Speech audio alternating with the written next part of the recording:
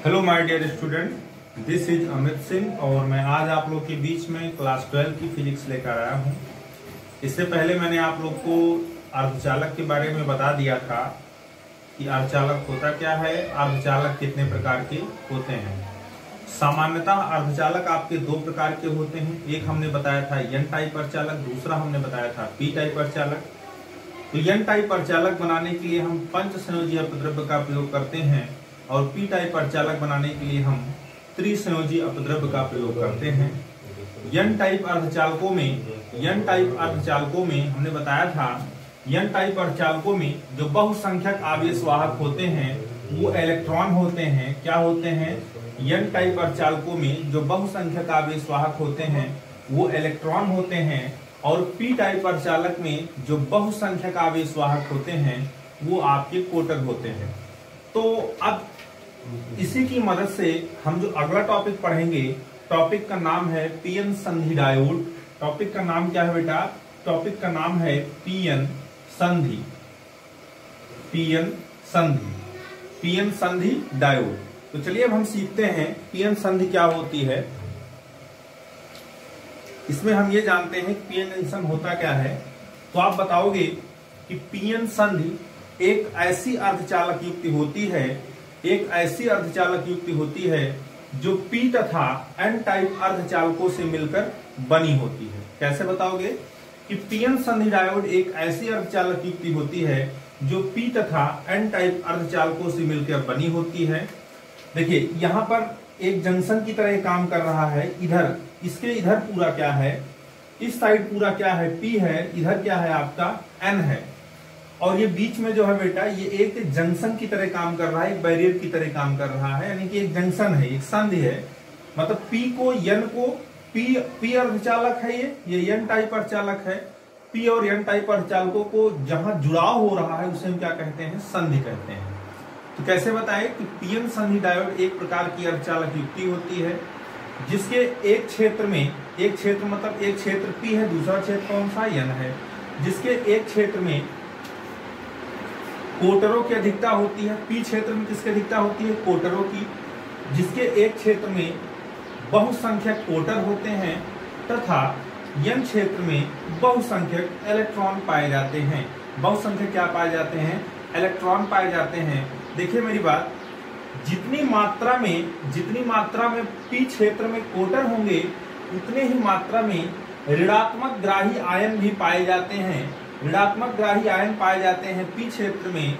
वैसे ही जैसे एन क्षेत्र में जितने मात्रा में इलेक्ट्रॉन पाए जाते हैं उतनी ही मात्रा में एन क्षेत्र में धनात्मक दाता आयन भी पाए जाते हैं। अब यहाँ पर ग्राही आयन और दाता आयन का मतलब क्या है? तो पहले हमने बताया था कि जो कोटर होता है, कोटर एक ऐसा स्थान होता है जहां पर इलेक्ट्रॉनों की क्या होती है? कमी होती है। मतलब कि कोटर इलेक्ट्रॉन की कमी वाला क्षेत्र होता है जो ज्यादा मात्रा में किसमें पाया जाता है? पी क्षेत्र में पाया जाता है। और इलेक्ट्रॉन ऋणात्मक ग्राही आयन होता है। इलेक्ट्रॉन जो होता है वह एन क्षेत्र में अधिकता में पाया जाता है। यानी यहाँ इलेक्ट्रॉनों की क्या होती है? अधिकता होती है। अतः यहाँ पर किसकी कमी होगी? यहाँ पर दाता आयनों की कमी होगी। ठीक है, स्टॉप करें।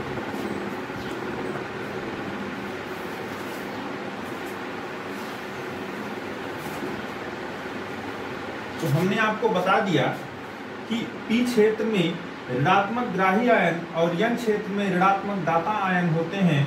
लेकिन आप देख रहे होंगे कोटर पी क्षेत्र में है और इलेक्ट्रॉन एन क्षेत्र में है। तो जितने नंबर आप यहाँ पर कोटर हैं उतने ही ऋणात्मक ग्राही आयन हैं। मतलब पॉजिटिव और नेगेटिव सेम है। कोटर का नेचर धनात्मक होता है। एक चीज ध्यान दीजिएगा, जितने पॉजिटिव हैं उतने ही ऋणात्मक हैं। इसलिए ये परस्पर क्या हो जाते हैं? उदासीन हो जाते हैं। इसलिए कहा भी जाता है पीएन संधि डायोड जो होता है यह बेटा विद्युत उदासीन होता है। तो चलिए अब ये तो पीएन संधि के बारे में था। पीएन संधि बनती कैसे था आप बताओगे? जब हम पीएन संधि एक ऐसी अर्धचालक युक्ति होती है जो पी टाइप तथा एन टाइप अर्धचालकों से मिलकर बनी होती है, जिसके एक क्षेत्र में कोटर अधिकता में तथा दूसरे क्षेत्र में इलेक्ट्रॉन अधिकता में पाए जाते हैं। ठीक है, और पीएन संधि डायोड एक विद्युत उदासीन युक्ति होती है। क्लियर? चलिए अब हम समझते हैं अगले हेडिंग का लिए पीएन संधि डायोड में अवक्षय परत का बनना। नेक्स्ट हेडिंग डाल सकते हैं पीएन संधि डायोड, पीएन संधि पर अवक्षय परत का बनना। देखिए बेटा यहां पर एक चीज ये समझिए, जैसे अब देखिए अवक्षय परत कैसे बनता है इसको आप समझिए। जैसे ही पी और एन टाइप अर्धचालक एक दूसरे से ज्वाइंट होते हैं, तो मैंने आपको बताया पी टाइप अर्धचालक में कोटरों की संख्या ज्यादा होती है और एन में आपकी संख्या ज्यादा होती है किसकी? इलेक्ट्रॉनों की। Quarter wants two electron and electron wants to quarter. मतलब कहने का यह है कोटर को जरूरत है इलेक्ट्रॉनों की और इलेक्ट्रॉनों को जरूरत है किसकी? कोटर की। क्योंकि कोटर किसका घर है? इलेक्ट्रॉन का। इलेक्ट्रॉन का घर कहाँ है? कोटर। मतलब ये कहने का है कि कोटर को जरूरत है इलेक्ट्रॉन की। मतलब कोटर चाहता है कि मेरे पास कोई इलेक्ट्रॉन आ जाए और मेरा खाली स्थान क्या हो जाए? भर जाए। और इलेक्ट्रॉन चाहता है कि मुझे कहीं से कोई खाली स्थान मिल जाए जिससे मुझे रहने की जगह मिल जाए। ठीक है, तो अब क्या होता है, जैसे पीएन संधि बनकर तैयार होती है तो आपको पता है पी में किसकी अधिकता होती है? कोटरों की। एन में किसकी अधिकता होती है? इलेक्ट्रॉनों की। जैसे ही पीएन संधि बनकर तैयार होती है तुरंत पी क्षेत्र से कोटर एन क्षेत्र की ओर और एन क्षेत्र से इलेक्ट्रॉन पी क्षेत्र की ओर आने लगते हैं। और आएंगे क्या करेंगे? तो कोटर इलेक्ट्रॉन दोनों एक दूसरे से संयोग करके क्या होते हैं? मतलब मिल जाते हैं, अपने अपने पूरकों से मिलकर क्या हो जाते हैं? परस्पर उदासीन हो जाते हैं। लेकिन ऐसा नहीं कि मिलन लगातार चलता रहता है, ये मिलन लगातार चलता रहता है। जैसे जैसे मेरी बात समझना, जैसे जैसे ये कोटर, मेरी बात, जब कोटर इलेक्ट्रॉन से संयोग करते हैं या इलेक्ट्रॉन कोटर से संयोग करते हैं तो ये संधि जो है आपकी, ये जो संधि है संयोग के समय ही पी क्षेत्र की तरफ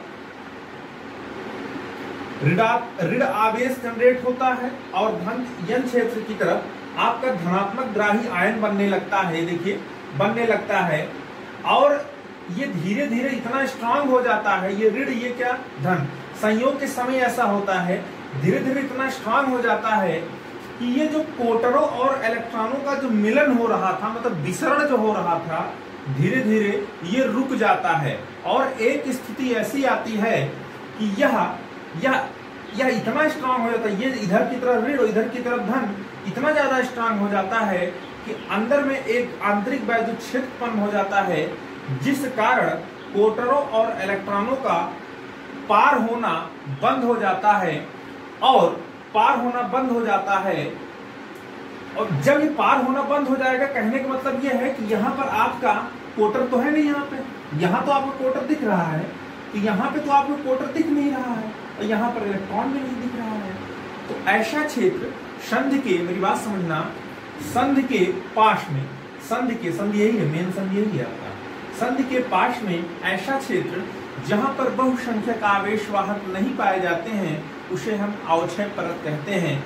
अवक्षय परत बनता कैसे है? अवक्षय परत जब कोटरों इलेक्ट्रॉनों का संयोग होता रहता है, एक स्थिति ऐसी आती है कि संयोग होना बंद हो जाता है और अवक्षय परत का क्या हो जाता है? निर्माण हो जाता है।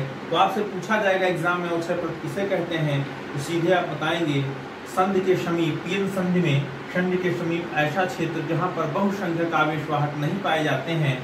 देखिए बहुसंख्यक आवेश वाहक का मतलब है पी का कोटर और एन का इलेक्ट्रॉन। ठीक है, आगे बढ़ते हैं और हम ये समझते हैं। अब देखिए अवक्षय परत बनकर तैयार हो गया आपका। जब अवक्षय परत बनकर आपका तैयार हो जाता है तो अवक्षय परत बनता क्यों है? क्योंकि यहाँ पर एक आंतरिक वैद्युत क्षेत्र उत्पन्न हो जाता है, EI आंतरिक वैद्युत क्षेत्र EI उत्पन्न होता है इस तरीके से, जिसकी दिशा एन क्षेत्र से पी क्षेत्र की ओर होती है, जिसकी दिशा एन क्षेत्र से पी क्षेत्र की ओर होती है। और यहाँ पर एक आंतरिक वैद्युत क्षेत्र उत्पन्न होने के कारण ही यहाँ पर इन अवक्षय परत के बीच में एक विभवांतर स्थापित हो जाता है। उस विभवांतर को हम विभव प्राचीर कहते हैं। उस विभवांतर को हम क्या कहते हैं? विभव प्राचीर कहते हैं।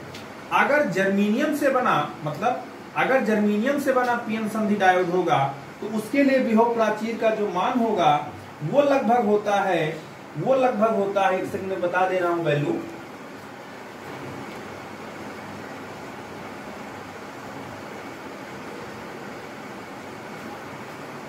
हाँ, अगर ये पीएन संधि डायोड जर्मेनियम का बना है तो भी विभव प्राचीर का मान 0.3 वोल्ट होगा, 0.3 वोल्ट होगा। लेकिन अगर सिलिकॉन का बना होगा तो उसके लिए विभव प्राचीर का मान 0.7 वोल्ट होता है, 0.7 वोल्ट होता है। आई होप आपको यहां तक समझ में आया होगा। एक चीज और जान लीजिए, अवक्षय परत की मोटाई सामान्यतः पीएन संधि डायोड में अवक्षय परत की मोटाई जो होती है वो होती है 10⁻⁻6 मीटर, 10⁻⁻6 मीटर होती है। तो फिर समझ लीजिए, अवक्षय परत एक ऐसा परत होता है जहां पर बहुसंख्यक आवेश वाहक नहीं पाए जाते हैं। ठीक है, अब आगे के वीडियो में आपको बताऊंगा कि इसका वैद्युत चालन कैसे होता है। मैं इसको बैटरी के द्वारा जोड़ूंगा, वो आगे की प्रक्रिया होगा। मेरे वीडियो को वॉच कीजिए, शेयर कीजिए ज्यादा से ज्यादा। मेरी तबीयत नहीं ठीक है, इसलिए वीडियो बहुत कंफर्टेबली नहीं बना पा रहा हूँ। ठीक है, और थैंक यू वेरी मच।